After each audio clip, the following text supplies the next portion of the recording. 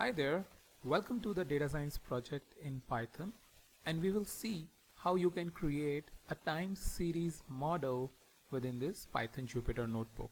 So the very first question arises is, what is time series? So to show that, here is a quick snapshot of a time series. So what it has is basically a main and very important column is date, and then the number of births, and then the week, day, year, month, day of year, day of month, all of that column. But what I would really like you that don't just consider these columns for a moment. We will hide them, and these are the two columns on which we really need to focus for any time series related project. And there is always a chance that you can then, once you are pretty much aware about the basics, you can look at all of these columns, right? So I'll just press Ctrl C and it will be hidden. So what I want is, or the question which I was trying to explain you, what is time series, just in a nutshell, is the data points, which is this, the number of births over a period of time. That means here the data is collected every day. That means it's a daily data. So this is the data points which are collected over a period of time, and the period of time is day. Similarly, if you have seen, there is the population data, which government collects after every 5 years or 10 years based on the frequency that they have set. Or there are something which is called as GDP data, which is the number are coming out on a quarterly basis. And similarly with the company results, all of those data are over a period of time. And you will see in most of the projects that you will be doing is data is getting collected over a period of time, and that is one of the important stream within the data science project to know how you can calculate the time series forecasting. So in a nutshell, the answer I wanted to give you is that whenever the data is collected over a period of time, that is basically nothing but the time series, and for that you need to use the time series modeling approach for the for doing the data science project or for the forecasting of the future values. Alright, let's go back to the Python, the Jupyter notebook.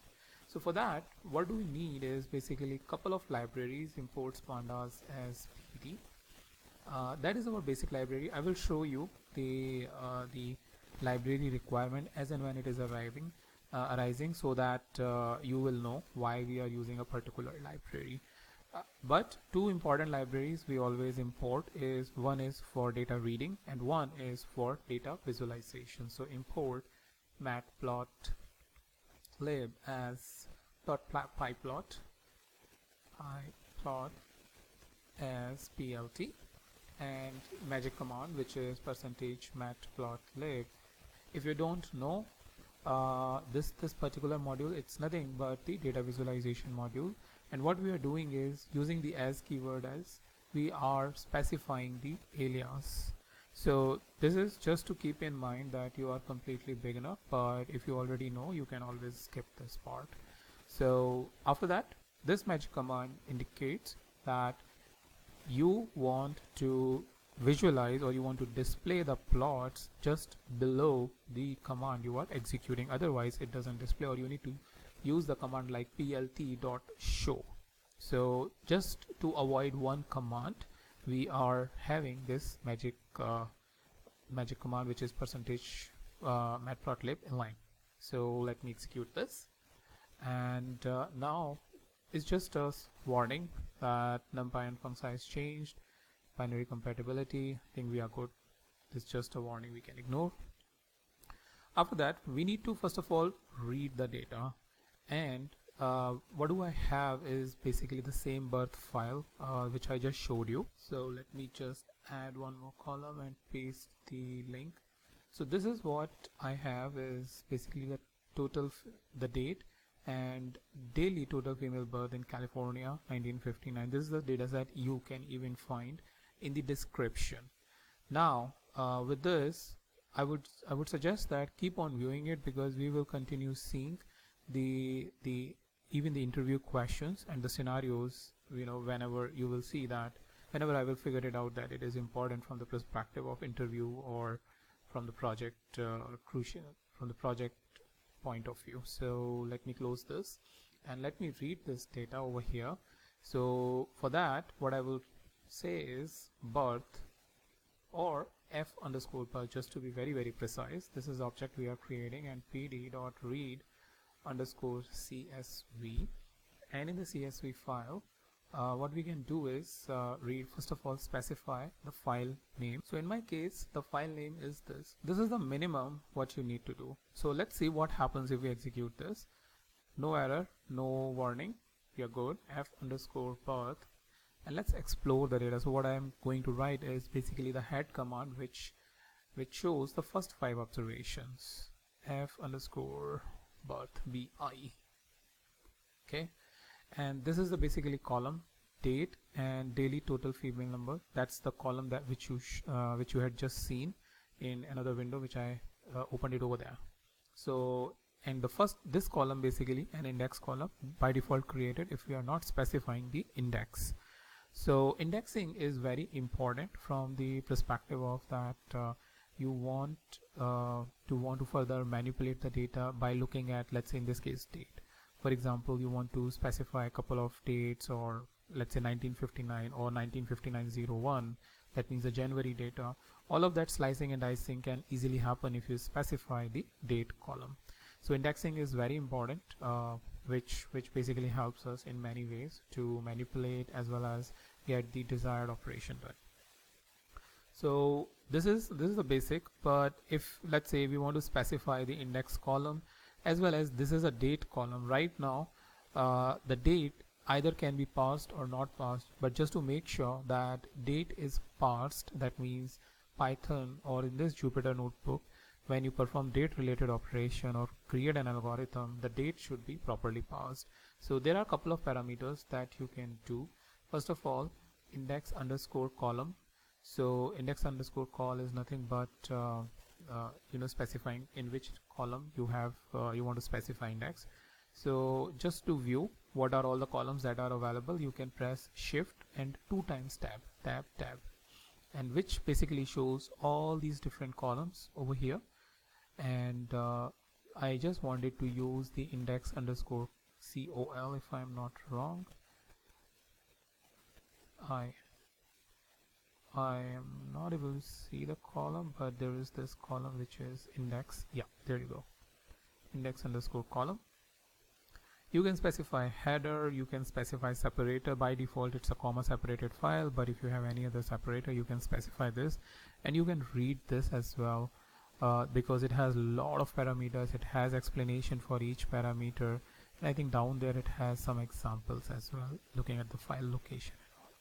Okay, so index underscore call equals to 0. That means I want the first column as this, comma parse underscore date equals to 0. Let's see, date underscore parse or parse underscore date. Let me just quickly see what is the name of this. So parse underscore dates, DATES. So now we are good, and if you see, we have date over here and female births California over here. Now many times there is a question which you will usually find, that if you have a data frame like this, then how you will convert into a series. This is a data frame. So there are 2 ways in which you can convert this into a series. One is simply coming over here and saying squeeze equals to true. So now if you see, this is converted into a different format altogether, right? Earlier there were proper column and everything, but now if I look at the type of f underscore birth, why I'm writing it wrong, PIRTH, this is series, right? But if I don't have squeeze equals to true, if you see, this is a different format, which is a data frame. Now earlier it was series, but now if I execute, it's a data frame. So data frame and data series is basically 2 different objects. Series is something you need for the time series analysis, but generally what happens is, because there is a lot of data exploration and data manipulation that is needed, DataFrame, you're working on DataFrame is far more easier than working on series. Once you are done with working with the DataFrame, you can always take the series out using the value method. So series underscore value equals to specify f underscore birth dot values. So once you execute this, you can see over here series underscore value. If I execute, it's basically an array which the algorithm needs, and if I put a type over here, it is basically numpy nd array. So this values function basically helps us taking it out a series value, which is this, into an numpy array, which the algorithm usually picks up or needs to do the forecasting. So whenever the question comes like this, then you can always answer about the different types in which you can extract a series or create a series, and then how you can convert it into a data frame by using the values method. Alright, so this is done, but what else we can do is basically the size method I can show you just to indicate the size of the data frame f underscore birth dot size. So what it indicates that it has 366 observations, and if we look at the couple of last observations, so if you remember that head indicates the first few observations, but f underscore birth dot tail method is something where you will see the couple of last information. And one thing very interesting which is coming over here is the total female births in California 1959. Clearly an outlier, right? Because if you see, for every date when these are couple of last observations, so this is somewhere around 55, 52, 48, and similarly for first few observations it was around anywhere between 30 to 44. So 1959 is clearly an outlier, and that's why you really need to see the first few observation and last few observation.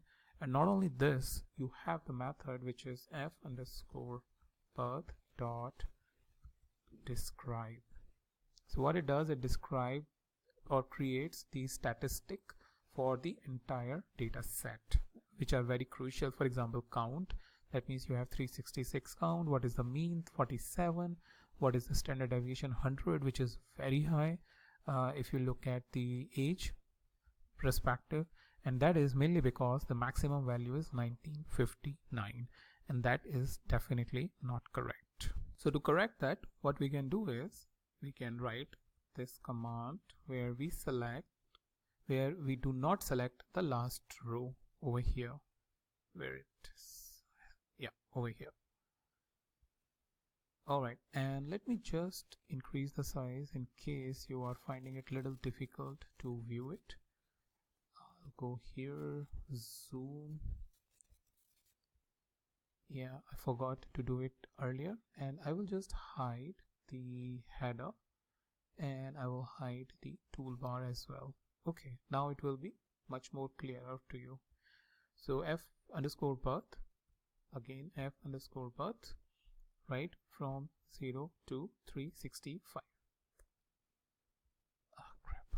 F underscore birth. Alright, so now if I see f birth, again I'm writing it wrong, I don't know why, just that doesn't go with that. Describe. Now if you see, it's very meaningful. So the minimum value is 23. So minimum birth on a given day is 23, maximum birth on a given female birth is 73, and the standard deviation, one standard deviation is 7, and mean is 41. On an average, 41 birth, that female birth which is happening in the state of California. So a lot of important statistic, and company uses it for a lot of different ways in which they need to plan their future marketing. So without even forecasting, with this information, you can even figure out what strategy your company want. If you are, let's say, in a market where you want to see how much new production of, let's say, dolls or Barbie doll you need to do, or something which is related to the girls accessories, because those girls, with as and when they grow, their needs arises and they basically go out in a shop and do the purchasing. So with this, you can clearly understand how you need to plan your business. These are very economic factors that every company consider, like the minimum, maximum, standard deviation, all of this. And the most important is basically the average and standard deviation, because they reflects a lot that what is the average value and how much it can vary, or there will be a variability in the birth. So the next part after we have done this is just visualizing the data. So visualizing the data is very easy. f_birth dot plot, and because we have plot in line already specified earlier, here is a quick plot. So this plot basically indicates that yes, there is a variation in data. There you can see the peak, you can see the low point. So this indicates that there is a variation. There is a bit of a trend over here, but not a very specific trend. Looks to me a bit of a stationary series. So this basically, stationary is something you have heard it, or you must have heard it when you have looked at the data science project. And what it indicates is the series which does not have any trend factor in it, and it is like a constant series with the constant mean and standard deviation. So this is important. The stationary series is important when you are working with a time series problem, and the way we do that is to figure it out, basically the difference between the current term and the previous term, which we call it D. And I will show you in couple of minutes that what does this difference, order of difference, or the particular value D which I just mentioned. But before that, the way we can much more clearer see these trend or this series is by smoothing the series. Smoothing is one of the factors which you will hear, or you must have heard when working or reading about the time series project. So the smoothing is basically taking up these values and smoothing out with the help of moving averages. So moving average is nothing but the moving average is taking a specific value in count. So for example, if you are looking for a 5-day moving average, so you will start from the 6th day, and the first 5 value will be you will start from the 5th day, and first 5 value will be the average of first 5 value will be the moving average for the first data point. And how you can calculate over here is f_birth underscore mean or average is f_bi. Birth underscore mean equals to score birth dot birth dot rolling.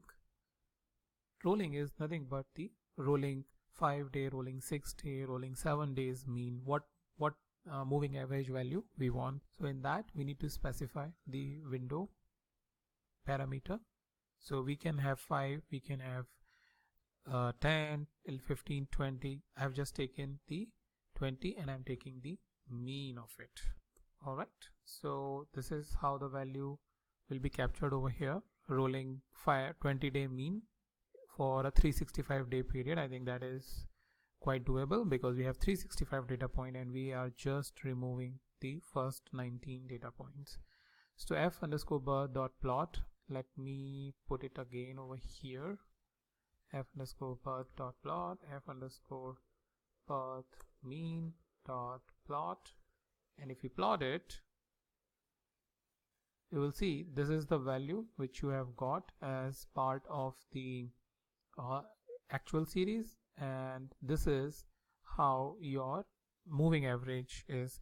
So it's clearly indicating that there is a spike over here somewhere around here, which is the later part of the year, and then it has come down, and a very small trend, if you see, little high trend which is clearly visible, which was not at all visible from here. That means the main series. So this way you can create the rolling 20-day average mean, and if I want, I can have like 10 days just for the experiment perspective, and you will see this is how the 10-day average mean. Or if somebody is interested in 30-day, you can just change the value of 30-day, experiment with it, and you can see this is how the 30-day. As you can see, there is a lot of variation, but one thing which is clearly visible is bit of a trend and the spike over here. So very useful and helpful feature, just to see the how you can remove all of this noise and see the clear graph. And this technique, a lot of time this technique is used within the stock market analysis. If you have seen the chart of any stock, this is how they look like, and the stock analysts use a lot of moving averages to basically remove all of the noise, because there is a lot of fluctuation every day in the stock prices. So they remove the fluctuation with the help of moving averages.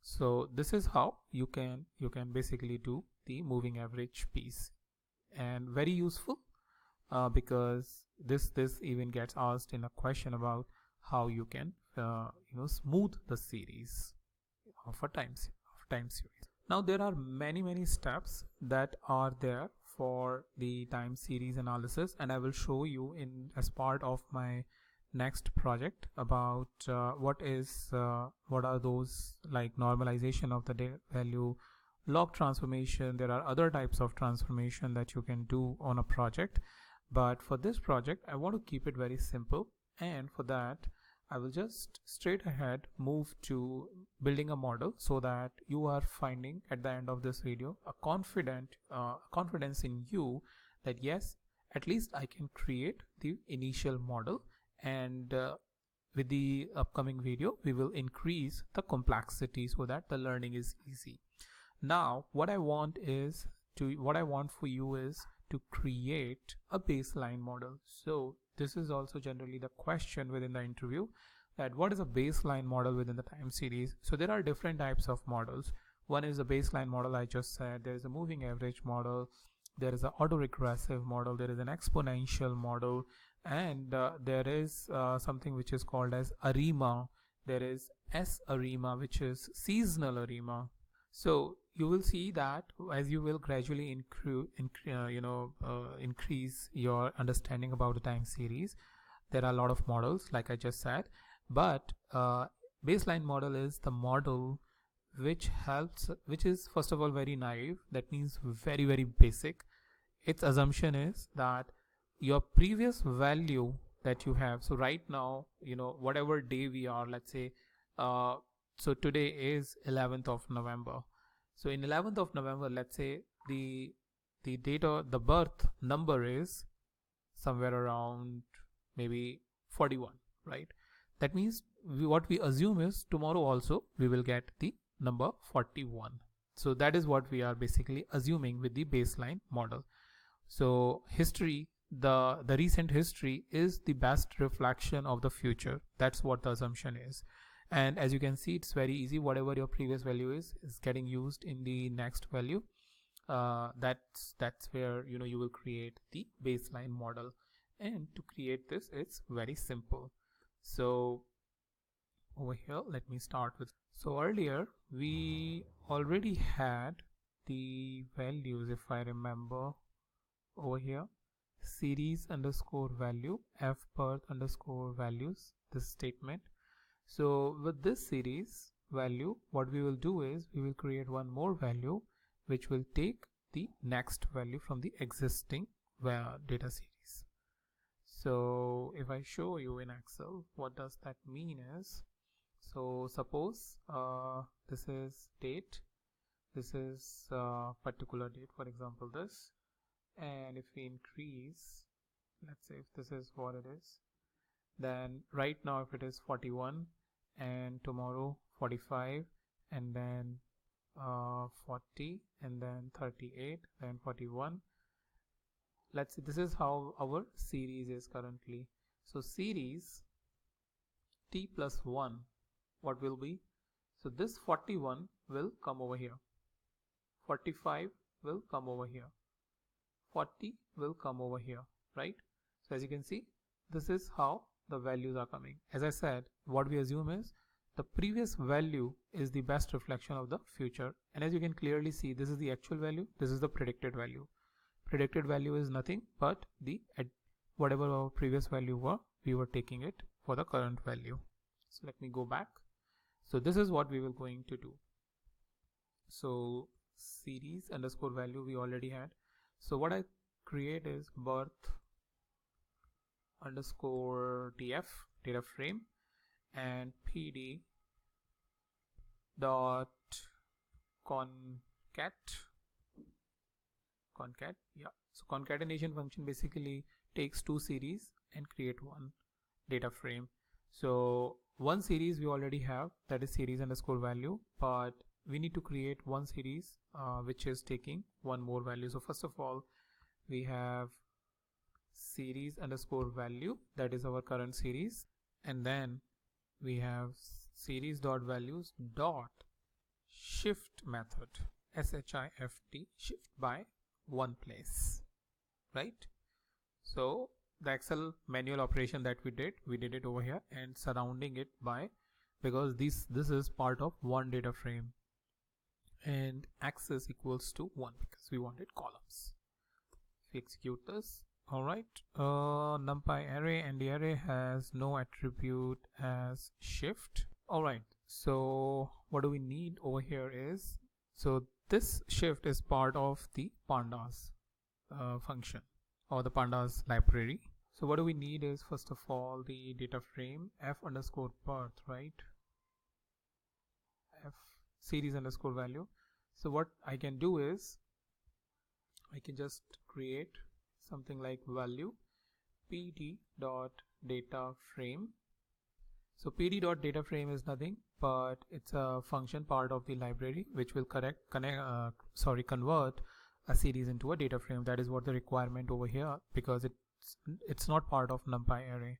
So what do we need is series value, right? Series underscore value. So now series value and everything, value over here. I will remove this value, and now everything is fine. So birth underscore df dot head,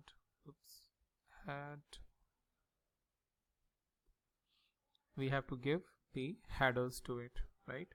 So birth underscore df dot columns, and within the columns, so equals to basically, and t plus 1 or whatever, current underscore birth, or something like actual birth, which is much more clearer, and forecast birth. That is it, right? Birth underscore df dot head, and this is what your value is. Actual birth, forecasted birth. So 35 is coming over here, 32 is coming over here, 30 is coming over here, because we have used the shift function over here. So this is one thing, one way of doing it. Another very straightforward way could have been using directly the f underscore birth over here. We already have this column. We would have just used this particular column dot shift, and that would have resulted into this particular metric. So that as part of exercise you can take, right? That from here we have converted the data series into a data frame and then use the shift function. However, we had the functionality available already because f underscore birth is already part of the data frame, and we could have directly used the shift function on this. So how you can do that? You need to show me by doing it, and I will put this particular Python notebook in my description, and then you can go ahead and directly use it, right? All right, so after this, once we have done this, is to identify the error that is present. So there are two ways to figure out the error. One is either you can figure it out on the complete data set, or you can have the train test. So in this case, train test really doesn't make any sense because this is a naive model. The previous value is being used on the current value.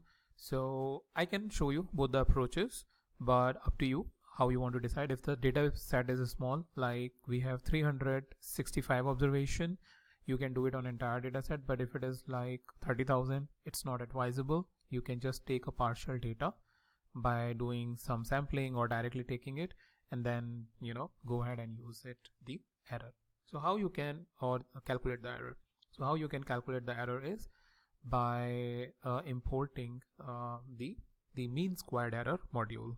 So from sklearn.matrix import mean squared error. I have just pressed tab, mean squared error, and I need to import numpy as np because I want to take a square root of mean squared error, so that because mean squared error will going to do the square of the current value. That means if the mean value is 10, the squared value will be 100.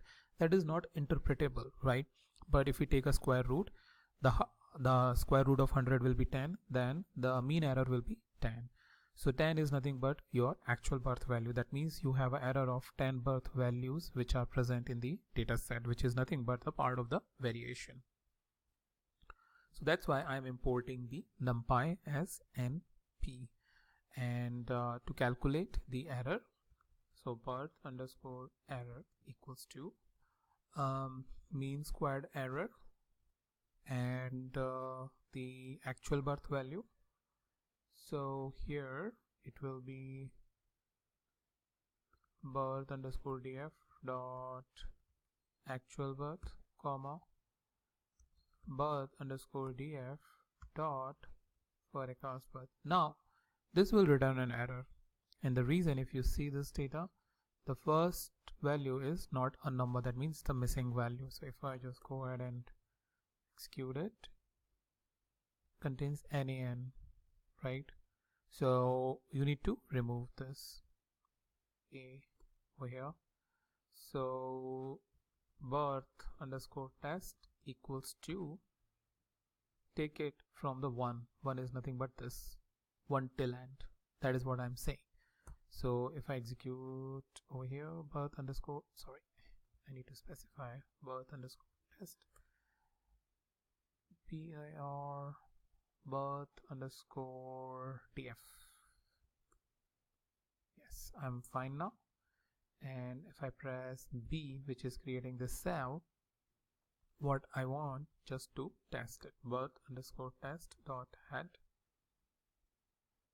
and I have this proper value. So now if you see, it is coming here from 32 to 35, 30, 32, 30, 32. Okay, we have removed the first. So now this is basically our data set. So we will say birth underscore test, birth underscore test, and np.sqrt. So let me first show you the birth error itself, which is a mean squared error. So 10068 doesn't make sense, right? So what we'll do is np.sqrt birth underscore error, and that is 100. So again, doesn't make a lot of sense, because 100 is definitely too high. But this is something which you can say become a baseline model. And before I confirm on this, what I want is just to check the tail also. I want to make sure. Yeah, that's why I was thinking 1959 is coming, right? That's why 100 was not making sense for me. And because of this 1959, if you remember, the 100 was coming as part of the standard deviation, and that there also I said it's incorrect. So we need to remove this particular row. So once we have done this, so if you remember what we have done earlier in case of a data frame, when we had described it 0 to 365, right? So here birth underscore test, we have this 959, so we have to take till 364.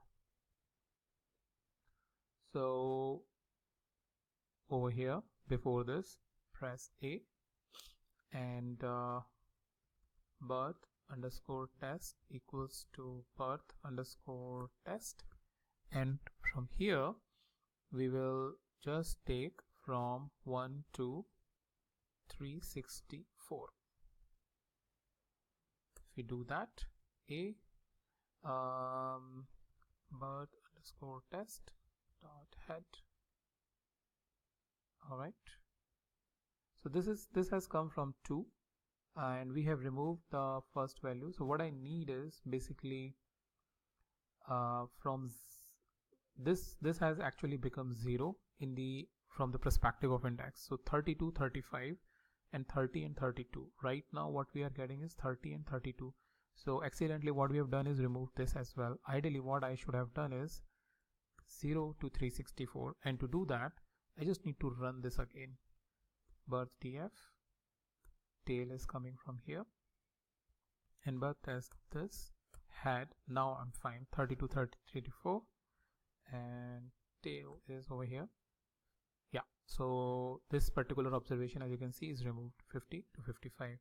And now if I come back here, see the birth error, which is 84. From 10,000 it has reduced to 84. If you can see, that's a significant improvement, and that is only because we have to make sure that we know what are the outliers that is present, right?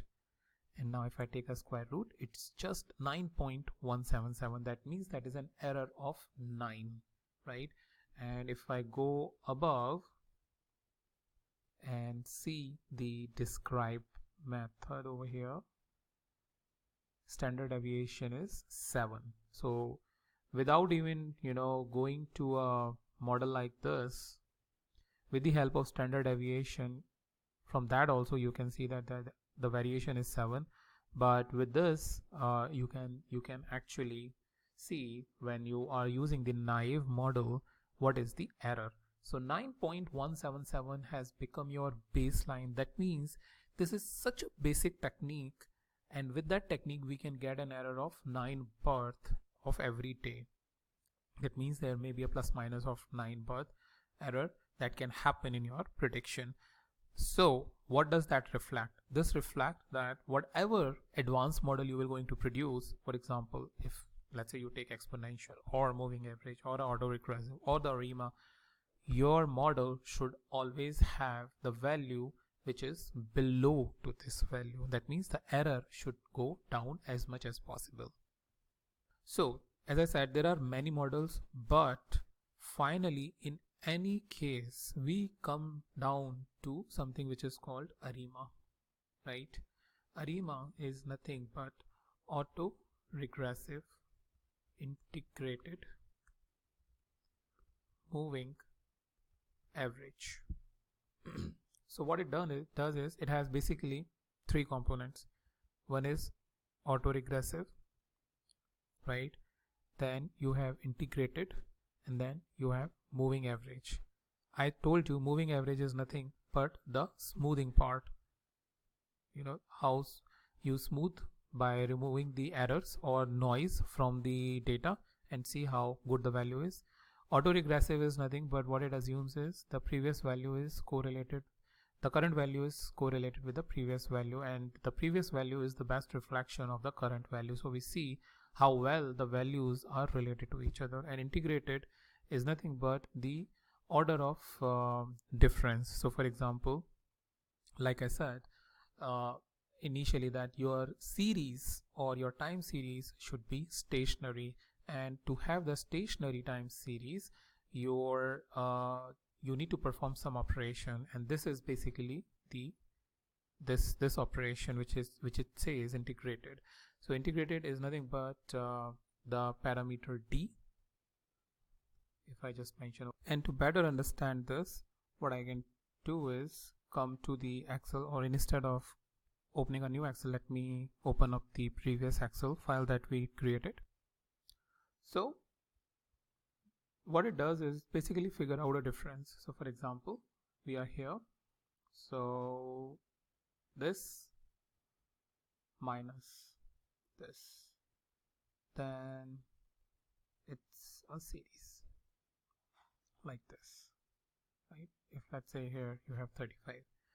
So with the help of this, what it tried to do is remove the error wherever it is present in the data set, and try to create it a series, the stationary series. That means there is a seasonal component, there is a trend component, all of that. It tries to remove that, and this is the order 1. So the value of d will be 1 in that case. So order equals to 1, that means d equals to 1, or d, and that's how you will specify its value. If you want the 2 order difference, that means d equals to 2, what you have is this: you are on second instance and going back to the first instance, and then you are just dragging it down, right? So this is d equals to 2. Similarly, you can have d equals to 3. So generally I have not seen going beyond to 2. Generally by 0 or 1 we are pretty much done. In some cases we can even go to 2, but I have never seen we are going to a level of 3. So 0, 1 or 2 is something you can experiment with it, right?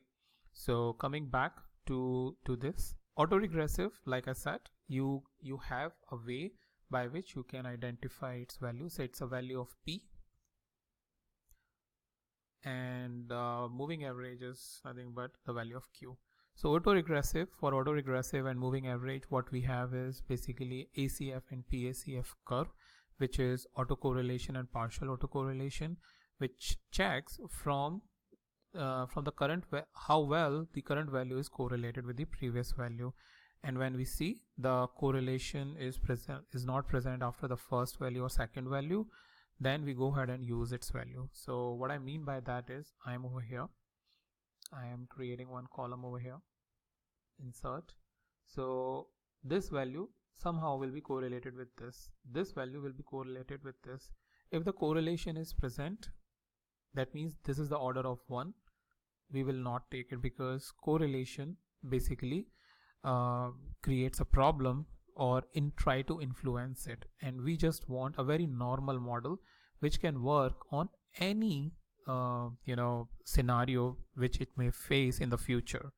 So we see that at level 1 there is a correlation present, so we move ahead. When we look at level 2, that means 40, checking 40 is correlated with 41, 38 is correlated with 45, that is p value equals to 2. That means on level 2, there is the correlation. If it is not present, we will take p equals to 2. If the correlation is present at level 2, we will not take it, and then we will move on to the third. So we'll check 38 with 41, 41 with 45, and generally at level 3, by level 3 you are pretty much there, and you would go ahead and use it. But that completely depends on the data set, about how your data set is distributed. We have seen even going to an order of 3 or 4 or 5 in this case. So let's go ahead and see this, how you can create the partial autocorrelation and autocorrelation chart. So for that I will press B to create a new line. So the package we will going to use is stats models dot graphics, right? And then the TSA plots import plot underscore ACF plot underscore PACF. Execute this. So I will say plot underscore ACF is to identify parameter Q. That means you have something like a model which we will be using is ARIMA P dq. So d value is somewhere around 0 because we have seen initially from the graph that it is a stationary. So pdq is this. Q value we will going to identify with the help of plot underscore ACF. So let's go ahead and see. So plot underscore ACF, and what was the name here? F underscore birth. F underscore, sorry, birth, wrong name. And here is our autocorrelation chart. So this is the 0, that means the current value. So what it has is the correlation between the actual values and the so here in this case, so let me go to the Excel just to explain this chart.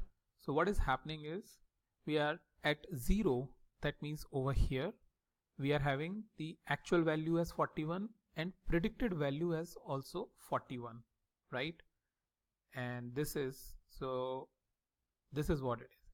And in this case, since you are you must be aware that correlation between 41 and 41 will be absolute, that means completely 1, and that's why that's what it is happening over here, right? So, and when we are going to a level 1, that means p equals to 1, the correlation between 45 and 41 is getting checked, and it says, because these are the critical limits, it clearly says that there is a correlation which is present at level 1. So at level 2 also, that means between 40 and 41, the correlation is present because it is above the critical limit. So 1, 2, and then on third it is under the critical limit. So what we can take is basically the first of all experiment with the p value of 2 and then p value of 3 and maximum by 4. So 2, 3, 4 is something what we can experiment with it and then check it, right? And similarly, what we have is plot underscore PSCF and F underscore birth, if I'm not wrong, yeah, F underscore birth. And here also after, so this is the first, this is the value that we have. The first value is out of critical limits and the second value is over here. So we can check with 2 and 3 in this case. So this is plot underscore ACF to identify the value of Q and plot underscore PACF to identify the value of P. Okay, so we'll start with the ARIMA model, which is P is 2, P and D is 0 because series is stationary. If you see this particular, there is a very less evidence that there is a sort of a trend or a seasonality that is present, and we will go ahead and create a model with the help of this too. And the Q value is over here with the correlation chart. We can start with the 1, 2, 3. We can start with 2, 3 and 4 and check it. So say P equals to 2 or 3 and then D equals to 0 and finally Q equals to 1, 2. So 2, 3 or 4. Ideally 2 we should not consider, so maybe 3 or 4. So let's go ahead and create the birth. So before we create the model, what I would like to do is, as part of the exercise, always create the train and test data. So birth dot f underscore birth dot size is 365. So what do we do is birth underscore train is birth underscore train, and that is 0 to, let's say, 330, and birth underscore test, sorry, f underscore birth, birth, f underscore birth 330 to 365. All right, execute. Ah, crap. Birth. Okay, so just to check, birth underscore train dot size 330, birth underscore test dot size is 35. So 330 and 35 is 365. So we are covering the entire data set.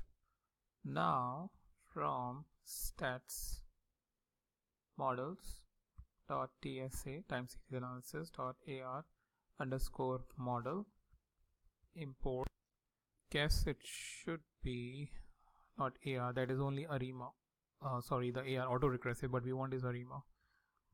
Import ARIMA, execute this and say birth underscore model equals to ARIMA. In ARIMA we need to specify birth underscore train comma order equals to, so we may say 2 comma 0 comma 3. Okay, so inferred frequency, because we have not frequency distribution, 0 is not specified, that's why it is saying, not a problem. Birth underscore model underscore fit equals to birth underscore model. Once we fit this, we say fit, we need to fit the model. Okay, there is some error. The computer initial coefficient are not stationary. You should induce stationary, choose a different model order, or you can pass your own state. So saying stationary, it is not stationary, so maybe we can say just 1 in this case. Execute this and now it is executing. So it was saying there is some sort of a trend which was present. I was thinking that from the visual that there is a bit of a trend but not very specific, but saying that we need to use the one parameter. So this is something we have got so far. We have fit the model, and there is this one statistic, birth underscore model underscore fit dot AIC, archaic information criteria.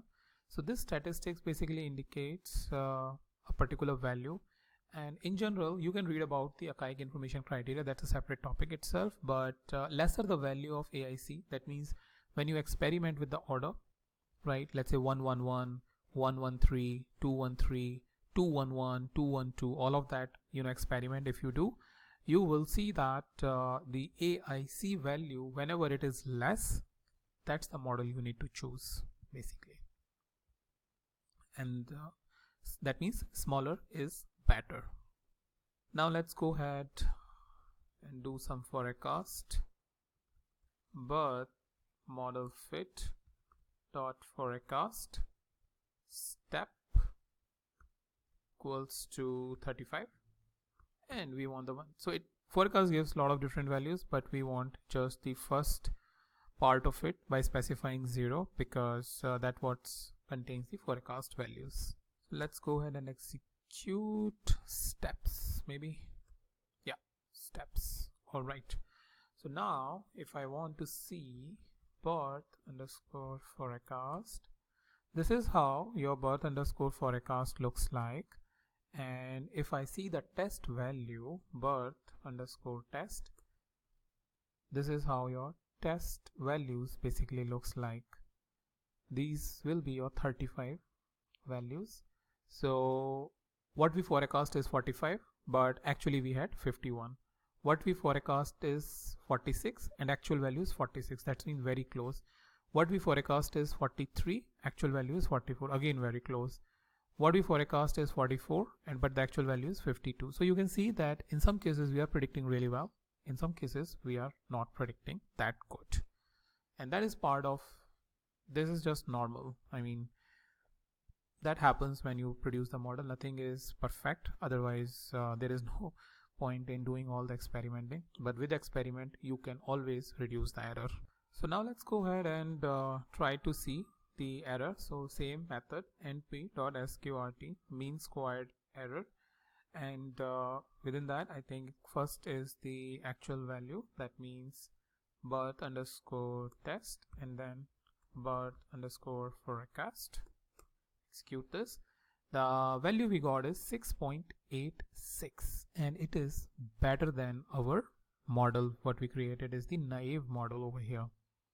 So if I go up, yeah, this is here. There was an error of 9.177, but then we got the error of 6.86 birth every day. So we reduced to 3 births, and that means we are doing a better job in this case. Now, there are many things which can be done to further improve it. Either you can be satisfied with this because this is again a very low score. I mean, very good score. The low is better in this case because we are very near to what how much female birth is happening every day in California. But you can further improve it, and how you improve it is basically going to here, say 213. You may say 111. Like I said, 211, 213, or maybe 211, 212, all that different orders that you can specify. There is a way by which you can automate the entire order, but for now I'm not specifying this because I really want you to experiment one by one, so that the more you will repeat, the better you will become in doing all of this operation. And after that, once you specify, I would really like to see your comment that what you have done, and you can take it up as a challenge that how you can reduce this value to something which is 4. So maybe so that's a improvement of almost 3 points, because right now we have 6.8, which is almost 7. But if we can reduce to something 4 or 4.5, that would be really great, and I would really love to see what you have done to improve it. Other way of improving it, apart from what you have it over here, the specifying the order, other way of improving it by normalizing the data or standardizing the data or doing the data transformation. There are a couple of techniques which are there for data transformation, and I will share it with you in the next videos. But those techniques really help you to bring the value down. So there may be a scenario that it may bring down, but there may be a scenario it may not bring it down. But it's all part of experiment. As part of the data science, you are a data scientist, and the scientist, whether it's a data scientist or any other scientist, the scientist's job is to keep doing the experiment. It doesn't really matter that you are getting very good result or very bad result. It may happen that you may get the worst result and you feel like, oh, why did I do it? But that's not the case. You have to keep on experimenting. The more you experiment, the more you learn about it, and you will actually become the real data scientist, but not the one who just run the algorithm and it's done. So I would really like you to test all of these different techniques, like I just said. But once I explain you the data transformation, the standardization, the normalization, then you can apply all of those techniques, and that will be really helpful for you for bringing the better results. So that's about it. I would really love to see your comments about this tutorial. I would really like to see what you want to further learn from the tutorial perspective, and your comments and your likes give me the motivation to create more videos. So I really would love to see what you have to say, and I will meet you in the next project.